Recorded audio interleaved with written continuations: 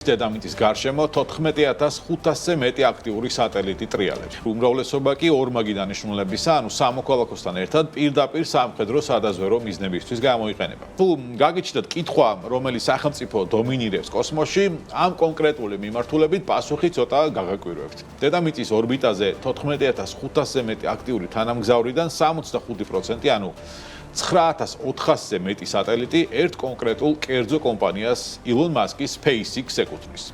ასე რომ ცივი ომის დროინდელი კოსმოსური რბოლა ამერიკასა და საბჭოთა კავშირს შორის დასრულებულია, კაიხანია და დღეს კოსმოსში დომინირებს არა ქვეყანა, არამედ კორპორაცია. ამერიკის შეერთებული შტატები საერთოდ ჯამში აქტიური თანამგზავრების აბსოლუტურ უმრავლესობას აკონტროლებს, თუმცა ამის მთავარი მიზეზი არის სწორედ Starlink-ის კერძო მეგაქსელი. შედარებისთვის ტრადიციული კოსმოსური მოთამაშე რუსეთი დღეს იმდენად მცირე რაოდენობის აქტიურ სატელიტს ფლობს, რომ ამ გლობალურ განაწილებაში ფაქტობრივად სტატისტის როლშია გადასული.